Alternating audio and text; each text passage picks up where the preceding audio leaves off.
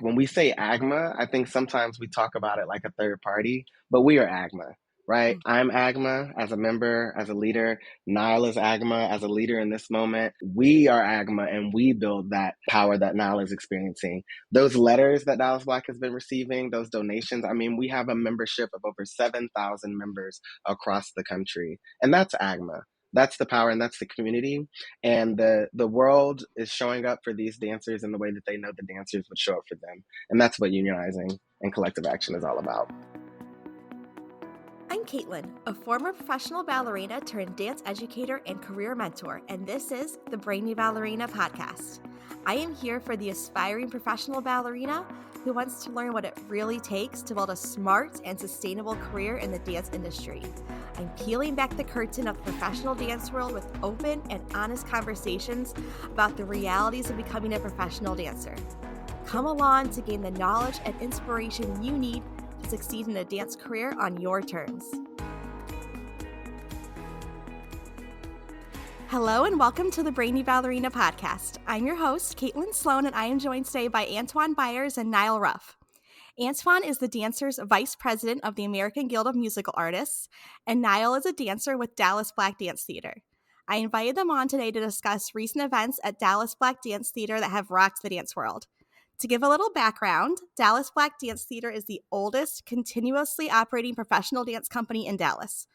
On August 9th, the leadership of Dallas Black Dance Theater terminated the contracts of all 9 of its dancers just a few weeks before their season was set to begin. The news of the dancers came shortly after the company posted an audition notice on social media seeking new company members.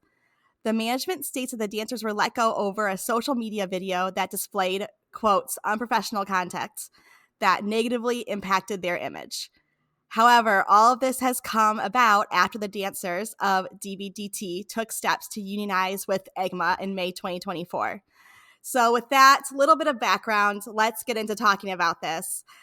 Antuan, I would love to hear from you first and just give us a little bit of background about AGMA and what you do and what your role is there. Yes, thank you, Caitlin, and thank you so much for having us here today. We really appreciate the opportunity to continue to get the word out about the dancers and the story and the tragedy that's happening in Dallas. But yes, AGMA stands for the American Guild of Musical Artists. And if you haven't heard of the union, you've definitely heard of some of the companies that we represent. But we're a labor union that represents singers, dancers, staging staff, faculty now, which is really exciting, staff and instructors in opera, choral performance, and concert dance in the United States. So we negotiate and enforce over 70 different collective bargaining agreements throughout the country. And our job is to ensure safe and fair working conditions, as well as enhance the quality of life for our members. So we play a crucial role in advocating for the arts and the interests of our members, promoting professional standards, and supporting the growth and sustainability of the performing arts community. Amazing. And then Nile, can you tell us about your role with Dallas Black? How long have you been dancing there and what is your background? Yes, I joined Dallas Black last year in 2023. So I just finished my first season. Before Dallas Black, I danced with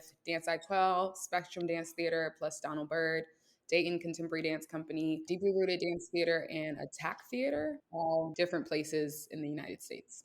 Okay, so let's go back to the beginning of this process. At what point did the dancers decide to join AGMA? What was the catalyst for starting that process? Yeah, we've been having discussions about it. I want to say since December 2023, just because we noticed that we were in the studio by ourselves a lot, making decisions that we thought needed to come from our management. We wanted more say in our daily affairs when we had breaks throughout rehearsal time, also days off after performances. We weren't getting responses from management like we had hoped. So we all are aware of what's going on out in other parts of the dance community and how many people are starting to organize and unionize. So we were like, we could do that. That would be very helpful. So then officially we voted to unionize in May, but discussions started before then. So there wasn't like one big thing that happened. It was just a bunch of smaller things adding up to you feeling like we need some more standardized procedures. Yes, and just more support, more protection. I was only at Dallas Black for a year, but other people who voted to unionize had been there for 6 years or 10 years or 14 years. So they had a lot more experience recognizing that we needed a union in place. And I'll just share, I grew up at Dallas Black, actually, as a fun fact. I grew up in the academy, I trained there. So, like Niall said, I can say as an observer or as a witness, the things that were coming up for these dancers, maybe in December or before that, are things that we've been hearing about from current and former company members for years and years and years. Okay. What was the end goal? What were you hoping to accomplish with this process? Yeah, so we were hoping to create an AGMA contract with us, with AGMA, with the DBT management that would be a win-win for the dancers and the management, and just start a trajectory of like a collaboration, a humanistic, respectful collaboration between dancers and management, with AGMA as an oversight and really just like recognizing our voices, helping us bring our voices to the table when we do discuss with management. And it seems like very quickly after beginning this process, leadership started to retaliate. Can you talk Yeah. about what happens? Yes. I would say what first happened is they started to break us up and send us different emails saying they wanted to talk to certain people. But we, having spoken to AGMA a lot, we knew we had to stick together. So we responded saying, no, we have to all be together. So they had a meeting with us maybe twice, and both of those meetings, they wanted us all to be broken up. And then from there, I think the biggest thing was they cut our contracts. We have a summer contract in addition to a season contract. They cut our contracts by a few weeks, and they told us we had 24 hours to sign the contract. So that contract being cut takes away so much of our income for the summer, and we already have a summer layoff. So that was the first thing. And then the second thing was people who had decided to leave the company weren't permitted, weren't invited to attend our annual fundraiser that's at the end of the season. And previously, dancers who had left the company were able to attend. So that was another thing that they did right away. And is it also correct that they had said the dancers could not teach in the school anymore? Yeah, yes. So that was the third thing. That's when it really, the showdown happened. They took the dancers out from teaching in the school. And I didn't know how much extra income many of the dancers were getting from teaching in the school until I heard about them taking away that opportunity. Being a dancer in the organization and seeing how the students interact with my coworkers, the students love my fellow dancers and love their teachers. The teachers, they really run the program, helping the students become professional and get really great training. So it's pretty disappointing that DBDT took that away from them. Just to give a little bit more context, for some of these dancers, this was several $100s a month. So, in Dallas, Texas, this is their rent. This is a lot of their utilities.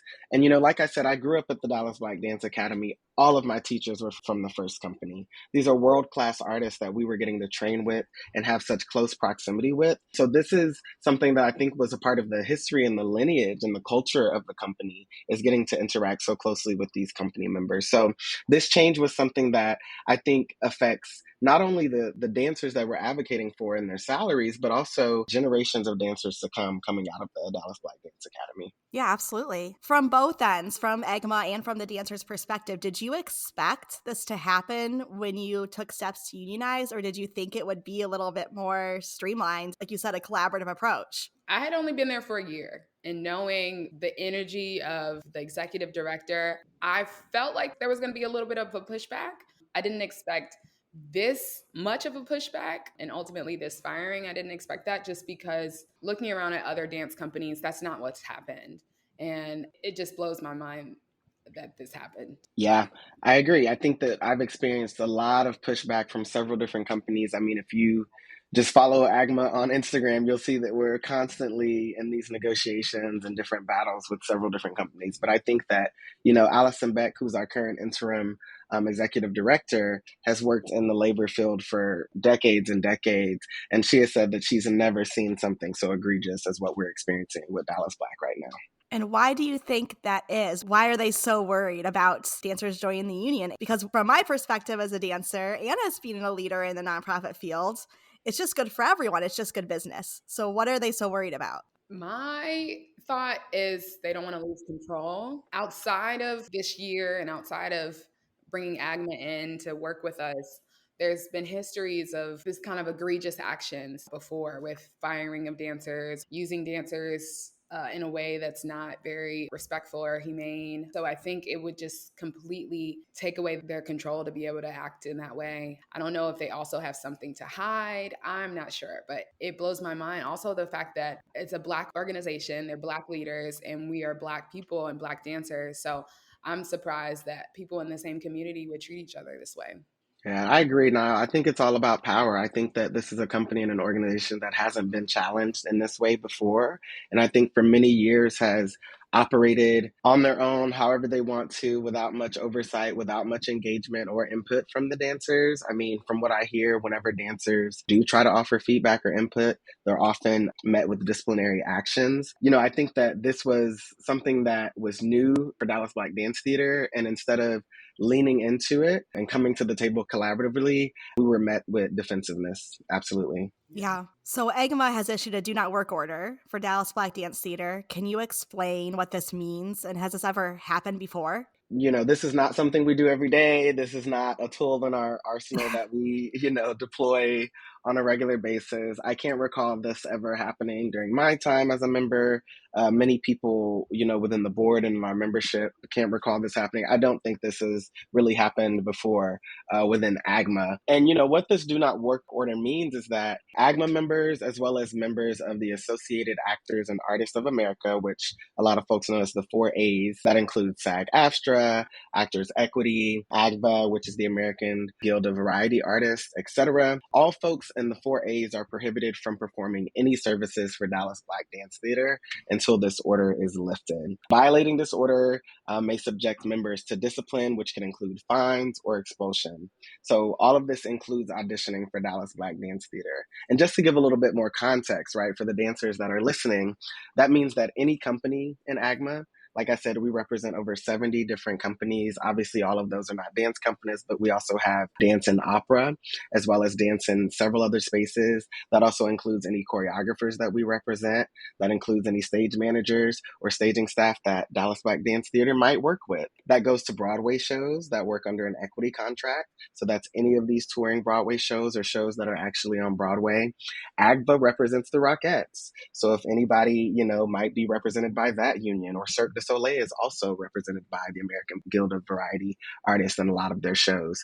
So many different companies and productions are a part of the 4As. So this is actually, a pretty big deal that we've implemented this do not work order. But this is all to really show Dallas Black Dance Theater that we mean business right now, and that the talent that you should be looking at is the talent that you've just rescinded those contracts from. Yeah. So the company held an audition this past Saturday. Do you have any information about the outcome? Were there dancers who attended? Did they offer contracts? So I think that things are still developing here, but we will say there were some dancers who did audition on site from what we heard. Again, growing up in the academy and now you've been to these auditions, Dallas Black fills that room with folks auditioning for that job. It's a great dance job. It's a great company, legacy company, but I believe they had maybe 15 people on the inside auditioning. So clearly this do not work order meant something to some folks. And I think a lot of people were also standing in solidarity with the dancers of Dallas Black Dance Theater. Obviously 15 people weren't, but I'll say, in my experience observing and witnessing auditions for Dallas Black, this was an unordinary audition for the company. They did hold an audition, but we were also outside with them at that audition with the beautiful rally that hopefully some of you have been able to witness online. Yeah. What was the energy like? It felt like there was a lot of support behind the dancers that day. There was so much support. I know a lot of the dancers, we were surprised. We didn't know what to expect, but AGMA held it down. They touched down in Dallas on Wednesday and immediately started working in the community, getting connected with labor unions out here and getting people on our side. And we went to a roundtable discussion with some other labor unions in the city, and we just told them our story. And they got behind us 100%. And we're at the rally. We had over 100 people. I think we had 200 people. And we were just walking around Dallas Black with signs, chanting and cheering.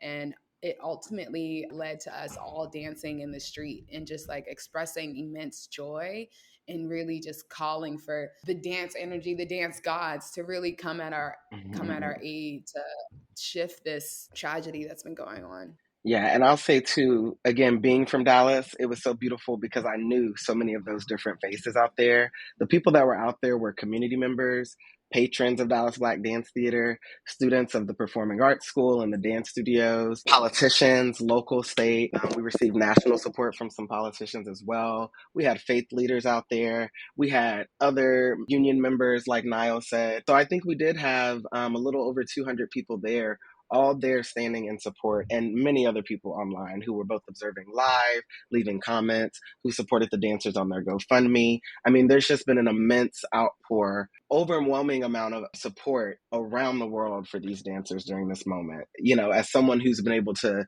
stand hand in hand with them and kind of observe all of this go down, we're witnessing history. We're witnessing probably one of the most heinous acts kind of in labor and arts at that intersection, but we're also witnessing what happens when the community comes together and stands up for what's right. That leads my next question really well, because I'm curious, what kind of impact do you think this is going to have on the future quality of standards of work for dancers in the US? And what is going to be the broader outcome of this? Yeah, I mean, I hope that people are seeing what not to do when maybe your company comes to the table to try to organize. I mean, the attention and the press that Dallas Black has received in the past few weeks, as someone, like I said, who did grow up from that institution and who kind of used to wear that badge proudly on my resume and, in my bio. It is sad to kind of see such a terrible stain on this legacy of this company right now. We're seeing it. I mean, people are making public statements and stuff, but well, hopefully this is a great case study of what not to do when your dancers come to the table to organize with you. I mean, now we've received messages from dancers who feel empowered to finally tell their story about maybe some of the harm or the mistreatment that they've received in some of their dance companies and their experiences with their management. When we fight, we win. We know how this is going to end. It might take a little bit of time, but we're going to slowly see what happens in these situations when a company comes to the table defensively. So I think that Dallas Black is kind of standing their ground right now, but we're doing the same thing. And I hope that people are able to see what happens when we come together, the true collective power, that's what unionizing is about, is our collective power, what we can do together. We can do so much more together. We can do so much more in the streets than the folks are doing in their ivory towers, right? So I think that's hopefully what people are taking from this situation. And I think there's a lot of education that needed to happen, right? So thank you, Caitlin, for having us and doing this educating with us. So I think there's a lot of education that's happening. People are now knowing what a union is like. For me, as a Black leader in the union, there's a lot of Black folks that are like, oh, wow, we can be union too. We can collectively organize. We can have a voice in our workplace. So I think that we're experiencing kind of a new era of this union boom that we've been experiencing over the past few years. I'm realizing how helpful it is to be a part of a union because they just have a broader reach. And if we had tried to do all of this by ourselves, we may not have gotten as far of a reach as we would have had. I'm learning the power of being a part of something bigger and how everyone's going through something similar and we're all here to band together and support each other. It's been wonderful to learn the power of community through this. And just to quickly build off of that, Niall, when we say AGMA, I think sometimes we talk about it like a third party, but we are AGMA, right? I'm AGMA as a member, as a leader. Nile is AGMA as a leader in this moment. We are AGMA and we build that power that Nile is experiencing. Those letters that Dallas Black has been receiving, those donations, I mean, we have a membership of over 7,000 members across the country. And that's AGMA. That's the power and that's the community. And the world is showing up for these dancers in the way that they know the dancers would show up for them. And that's what unionizing and collective action is all about. Yeah, and I think there's so many dancers, like you said, who we can tell similar stories. We've experienced these things, and to see dancers doing the brave thing and really taking a stand is really empowering to all of us to, like you said, say, maybe I could do that. And, I've experienced that. And I didn't even question that wasn't okay because it's just so normalized in the dance world. Yeah. So to be like, oh, that shouldn't be happening, I could have better conditions, is really helpful for everyone to see. Yeah, 100%. And that's an awakening that I've experienced when I had my first union job. Nile, you said you had an awakening throughout this experience, and that's not to say that there aren't great things happening in non-union companies, but I think there is something about being able to have a voice in your workplace and in your working conditions. And, we're union strong and we're feeling that kind of support on so many different levels. We watched the DNC last night and there were talks about that there, lots of energy around the labor movement. So I think we're kind of experiencing this nationally in this moment. Nile, I'm curious. AGMA has really spearheaded this letter writing campaign and the rally and everything. The message has been to re-engage the dancers. But from your perspective, how do you feel about going back into this environment? If Dallas Black was to say, okay, we're rehiring all the dancers, would you feel safe? Would you feel comfortable? We would have to have a sit down. We would have to have a conversation. And that's really what I want is for us to talk to each other. We've never had a dialogue. It's always been the leadership talking at us. One of the last meetings we had with leadership, they asked us if we had any questions, and I asked a question, and immediately my question was shut down. And so if we could go back, when we do go back and have conversations where each one of us is sharing and talking and getting to know each other. It was my first season. I don't recall any of the leadership knowing my name or calling me by name. So I don't really think they know a lot of us. Also, I just miss my studio. Like a lot of dance communities in Dallas have opened their studio space to us, and it's been wonderful. And I'm so thankful and I'm so grateful. It also has reminded me like what I have had at Dallas Black. It's a big, beautiful studio space, multiple studios, and we have our own dressing rooms. We are given ballet shoes. It's just like we have all these advantages there, and I miss them. And I feel like I've worked hard for those things. So I want to go back to those things. But yeah, it would have to be a conversation between us and management, and they have to make a deep human revolution. Like something has to change in their hearts for us to know that it's a safe space and it can be a safe space. Yeah, and I think that Mm-hmm. transformation is the biggest part because I think now, so many questions about do the dancers want to go back? Like, what's next for the dancers? These questions come up and they're valid questions. They make total sense. But I think what's important to realize is we're experiencing an extreme example right now, right? And like I said earlier, this is a case study. But what we're seeing at Dallas Black is happening all around the nation in different dance companies, right? Caitlin, you kind of alluded to it a little bit earlier. So many dancers are working in very similar environments. So I think part of the conversation is definitely about like, do these dancers want to return back to this environment? Also recognizing that escaping this environment is not escaping this harm that these dancers are experiencing. So I think the real question is like, how can we come to the table and make transformation in these workplaces that, like Niall said earlier in the conversation, make the lives of the dancers better, but also the institutions? Yeah, I love that question. What would you say? Yeah, I think literally pulling out a seat and coming to the table and having a conversation, and being open, releasing power, understanding how to work in a collaborative environment, similarly to how like many of our communities have worked historically in the past. I think that's my answer. Now, do you have a better answer, maybe? What happened in I think something happened in South Africa when apartheid was cut down. A lot of people came to the table who were on the side of apartheid, and they just they apologized for their actions, and they were able to hear stories of people who were hurt by apartheid. I think if something like that, I think it needs to be the beginning. Like we need to all be together, the leadership, they got to recognize they've harmed us and make amends for that. And then we also get to share like what kind of effect this has had on us, on our mental health, on our financial health. We were laid off for 4 weeks, which is normal. That's usually our summer contract. And then 10 days before we were supposed to go back, we're all in the city. We get an email Friday night at 4:30 that we're getting laid off completely. And we expected 11 months of paychecks. All of our rents are pretty steep, and it sent me into a shock and an emotional shock and just fear because I'm not from Dallas. I just moved here a year ago, and my only resource was Dallas Black Dance. So now I'm like reaching out to people that I don't know just for help. My mental health has shaken up. I would love for them to know that and for them to just understand the human that they hurt and the human their actions affected. And that's me. And then there's also 9, 10 of us who also went through this. Yeah, just to paint a little bit more color on that picture, how many dancers of those 10 are originally from Dallas, Texas? None of us are from here. So that means everybody moved to Dallas to take this job. Okay, just to add a little bit more color to the picture. Yeah.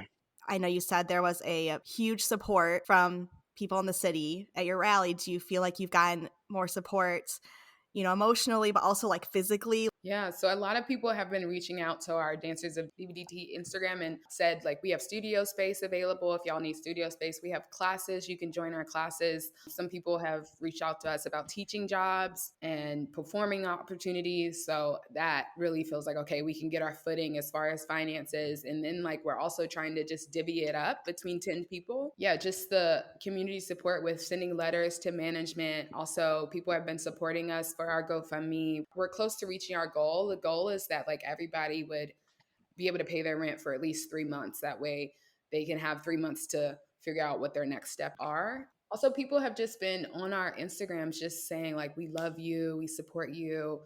Just that has been very, very nice. And that's because the dancers are who make up Dallas Black Dance Theater. The dancers are who we come to see and who we support. So I think we're definitely feeling that in this moment, and I think that's important for us to remember. It takes a village to make the work happen. That's not to undermine any of the administrative support or the labor that's happening there, because that's work, that's necessary. But when we go to see Dallas Black Dance Theater, we're going to see the Dallas Black Dance Theater dancers.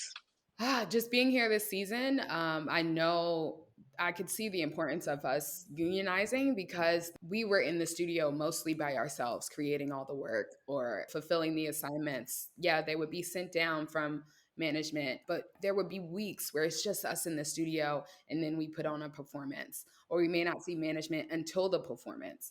And so we just needed a lot more credit for what we were doing and what we were contributing to the organization, and unionizing was a way for us to get that credit. I don't know if the response was just fear or the response was denying the value of dancers, but the dancers at Dallas Black Dance Theater make that organization incredible. We really do. Yeah, I mean, it sounds like you are left with a lot of responsibility and not a lot of autonomy, which is a scary place to be in any workplace. Yeah, that's the infantilization that we experience, as dancers all the time.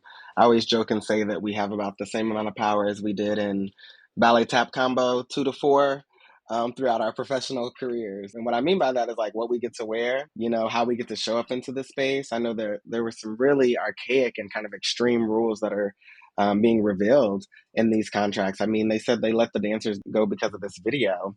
It's 2024. The smart companies are using videos like this as marketing to get some butts in those seats. So I think that there's a lot of opportunity for growth here on both sides throughout this moment. And that video has gotten 30,000 views, maybe more. And that's more than Dallas Black's following on Instagram. So I think it could have just been helpful and could have added to the company. They did not have to villainize it because it's a wonderful video. Our intention was just to introduce ourselves and to express the joy that we have in the studio. Like, regardless of what's happening to us from management or like situations could be better, we are such joyful people and we love dancing with each other. We're inspired by each other. And we wanted to share that in that video. And I think we did. I loved it. And I think that's what makes people want to come see a show. Exactly. They see the people, they see the joy, and they connect with you. And it's not just like some ethereal thing that's otherworldly. It's like you are real human beings and real people they can connect to and they feel something. That's what's going to keep the art form of dance alive. Yeah, 100%. And I want to know what was wrong with the video. I want a point by point list of what was wrong with the video. And then I want us to go look at the historical archives of Dallas Black Dance Theater and see what we've seen on that stage. A lot of the stuff that you saw in that video are a part of Black culture. And throughout the years, you've also experienced that at a performance of Dallas Black Dance Theater. So it's a clear contradiction. It's also anti-Blackness at its finest, coming, like Nile said earlier, from Black people. That's one thing that also needs to be addressed within that institution as well. Well, I want to, like I said, a point-by-point list of what's wrong with that video. And then I want an explanation of why that's been acceptable in the past on stage with tickets sold, right? There was nothing wrong with that video. It was an excellent show of community, personality, everything you said, Caitlin and Nile. So got a little heated, wanted to underscore that, but there was nothing wrong with what we witnessed. You saw humanity in that video, and we want to see a little bit more of that from the management at Dallas Black Dance Theater. Maybe they should make a video. Who are they? What are their names? We haven't seen that video yet. No, and I think it's very clear that it was a scapegoat because they needed to point at something for their actions. And so, found something that they thought they could maybe use, but as we've all seen, there's nothing there. Yeah, because they sent the letters of intent a week after this video came out. Somebody's not doing the math Yeah. right.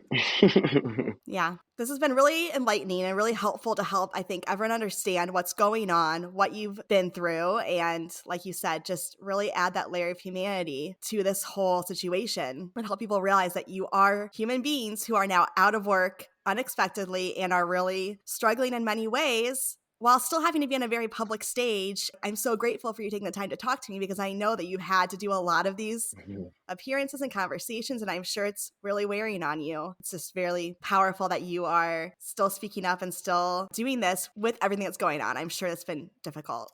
Thank you. There's many of us, so we all get to do an interview when another person can't. So I'm happy to do it, and other people have been happy to do it just to share the load because our stories need to be told, and people need to realize like this is still going on. Like we're still unemployed. We're still trying to figure out how to pay rent. We're still trying to figure out, do we keep dancing? I know I'm 31 and this is my sixth company. And I'm like, okay, do I want to continue to dance or do I want to switch fields? So maybe the older dancers are thinking about that, but the younger dancers, this was their first company. So they're like, shoot, what do I do next? But thank you for wanting to reach out to us. It feels really good that people want to hear our story. Yeah, and Caitlin, you're doing your part, right? By including us in these conversations. Like when we talked about that community coming together, you're now a part of this community. So thank you for having us and thank you for including us and, sharing these dancers' story. Of course. And I just want to end with some action items for those of us who are compelled and able to take action. What are the things we can do to support the dancers? Give us like the very direct action items. Yes, you can support our GoFundMe. Our goal is to reach $35,000 to help each of the 10 dancers be able to pay rent for 3 months. Also, you can call your people. You can call like Dallas government. You can call state reps and just tell them what's going on with union workers wanting to unionize and then them getting fired. Maybe Antuan knows some more things to do. No, I think that's all great. I think definitely follow the Dancers of DBDT on Instagram, and that's where you'll stay up to date with everything that's happening around this situation right now. We also have a couple of different letter writing campaigns going. I know the audition has passed, but we still have an original letter writing campaign you can join in on. Let your people know, get the word out, continue to spread this story as much as you can so that every dancer can kind of see what's happening in Dallas and can make informed decisions about how they want to build a life and build a career, because this is something that we should all be watching. Yeah, definitely. I'll put all of those in the show notes for anyone listening to hop on over and make your donation or send a letter. Whatever you're able to do makes a difference. Thank you so much, Nile and Antuan, for joining me today. I really appreciate you taking the time. Thank you. Thank you so much, Caitlin. Thank you for tuning in to the Brainy Ballerina podcast. If you found this episode insightful, entertaining, or maybe a bit of both, I would so appreciate you taking a moment to leave a rating and hit subscribe. By subscribing, you'll never miss an episode, and you'll join our community of dancers passionate about building a smart and sustainable career in the dance industry. Plus, your ratings help others discover the show too. I'll be back with a new episode next week. In the meantime, be sure to follow along on Instagram at The Brainy Ballerina for your daily dose of dance career guidance.